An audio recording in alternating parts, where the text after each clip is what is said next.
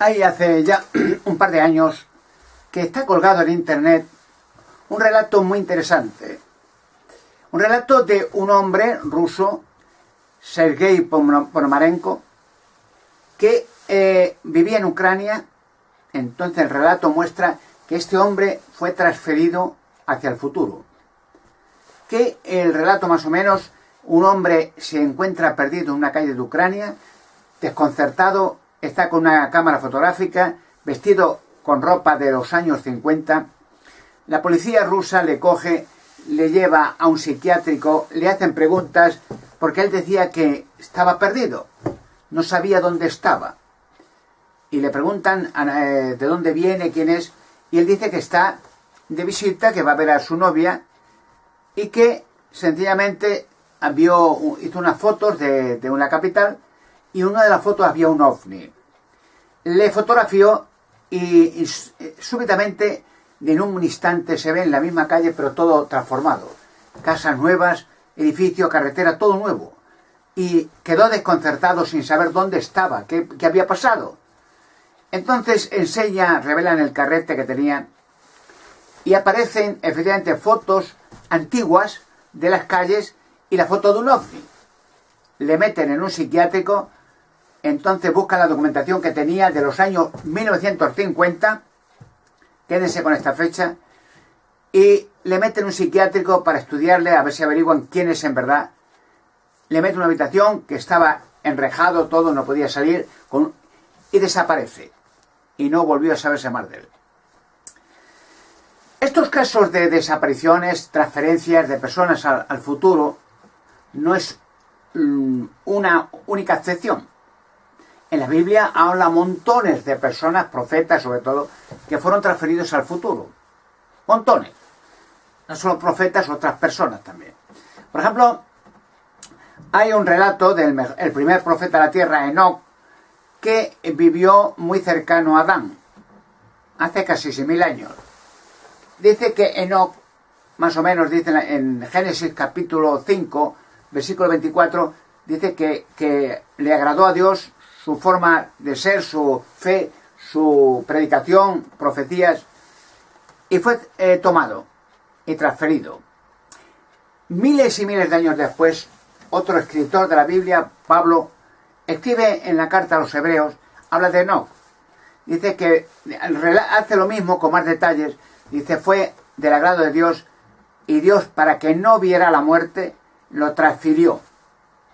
Claro, no dice exactamente dónde, pero yo le digo al centro de la tierra, donde hay millones de personas perfectas que vendrán en su día para gobernar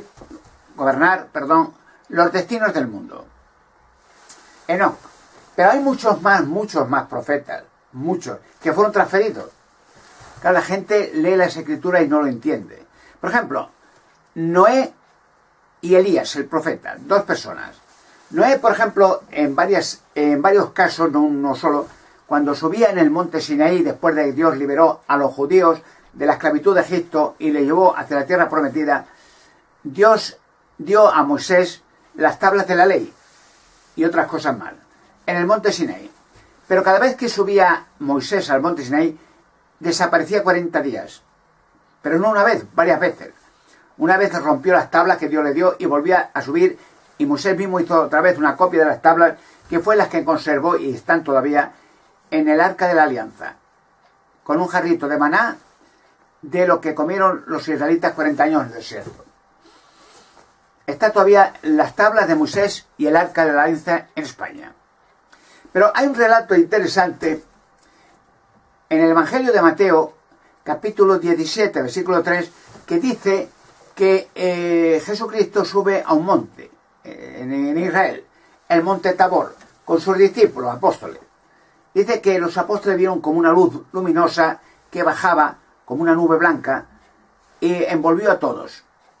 Y entonces dice que vieron allí que aparecieron Moisés y Elías el profeta.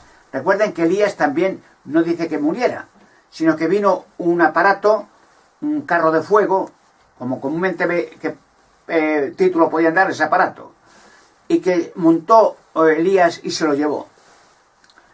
Y entonces aparecen miles de años después con Jesucristo, hablando. Habla con los dos, con Moisés y con Elías, y vuelven otra vez a su pasado original.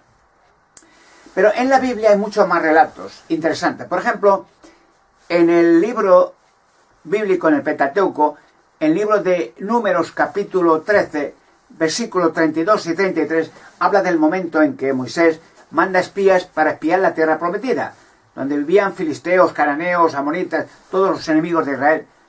Y era para espiar la tierra. Dios sabía cómo era la tierra, pero era para que ellos vieran, hicieran, cartografiaran las zonas para luego repartirlas entre el pueblo de Israel, más de 2 millones de personas. Y dice que se asustaron, dice el relato, los espías porque vieron gigantes. Gigantes, dice que ellos eran como saltamontes, eran gigantescos, nefelín, lo dice claro. Entonces hay una rebelión de los judíos por miedo, dice que quieren volver a Egipto, que si van a morir allí con los gigantes prefieren morir en Egipto. Y por tal rebelión y por tal poca fe, Dios lo manda a correr el desierto día y noche 40 años, hasta que murieran todos, salvo los menores de 20 años para abajo, y los levitas, menos Josué y Caleb, que de los 12 espías fueron los dos únicos que dijeron daba igual. Si hay gigantes, Dios los ha librado de Egipto, los ha dado maná en el desierto, ha dado agua, ha dado codornices, ha librado a los enemigos, ¿qué más da que sean gigantes? Y son los que sobreviven. Pero 40 años después vuelven los israelitas de nuevo a entrar en la tierra prometida. Ya tenían cartografiada la tierra, ya sabían dónde iba. Y nunca más aparecen los gigantes. ¿Y dónde cree que fueron a parar? Allí estaba invadido de gigantes, ni uno. Al futuro. Por eso hay relatos históricos en Norteamérica, en Sudamérica, en Rusia, en todos los países, que han aparecido gigantes. Y han luchado a la gente y los han matado los gigantes, por miedo. Hasta en el tiempo moderno, en Tankajar, en Afganistán, los soldados norteamericanos mataron a un gigante en una de las cuevas gigantesco y se lo llevaron al área 51. O sea, fueron transferidos estos nefelín al futuro. Incluso muchos están dentro de rocas, como los cuerpos de las mujeres, las madres de los gigantes, transferidas del futuro al pasado. Millones de ellas siguen transfiriéndose todavía, y niños y niñas. Todas estas cosas parecen increíbles, parecen que suena a ciencia ficción. No lo puede la gente creer, porque generalmente la gente es incrédula. O sea, la mayoría de gente, aun viendo cosas, no entra en su mente qué puede pasar. Los viajes al futuro. Pero eso no es problema.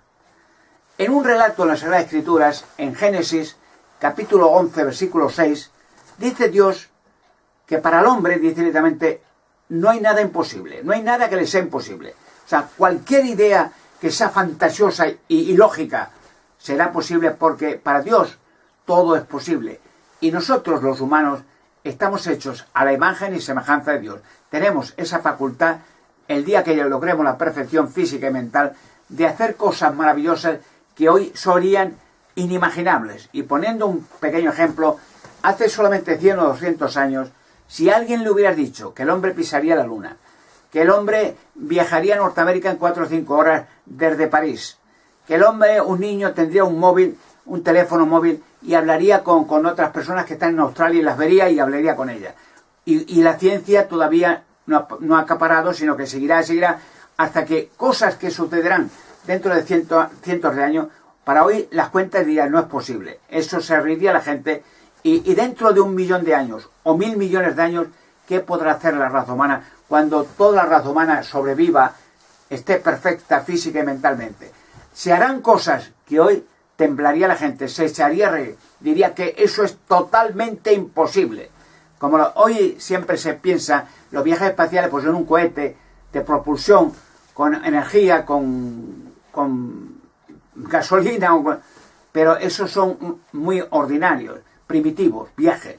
Cuando el hombre logre la perfección física en miles de años en el futuro, los viajes al futuro, al pasado, digamos, a cualquier lugar del universo, serán como hacen los ángeles.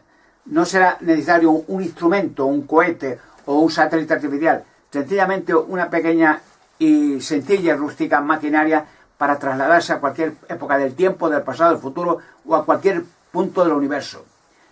Todo será posible, porque dice en la Sagrada Escritura Porque no hay nada oculto, no hay nada sumamente escondido que nunca llegue a revelarse, ni nunca salga a la luz, ni llegue a manifestarse. Dice Dios en el Evangelio de Marcos capítulo 4 versículo 22. Cualquier cosa que hoy es la palabra imposible, en un futuro será posible. Luego el relato de los viajeros del tiempo será una posibilidad, pero además rústica. En un futuro será normal, como si un niño dice que quiere irse en un autobús al cine y no hay ningún problema. Pues en un futuro el hombre dirá, voy a Marte, allí porque hay habitantes, hay amigos, y se va a meter en su propia casa, en una pequeña cabina, y estará en Marte en un instante de tiempo. Como los profetas de la antigüedad fueron transferidos en un instante de tiempo a cualquier época, así será en el futuro cuando la raza humana goce, en relación con los animales, las aves y los peces, y el universo y con los ángeles, goce paz y seguridad por toda la eternidad.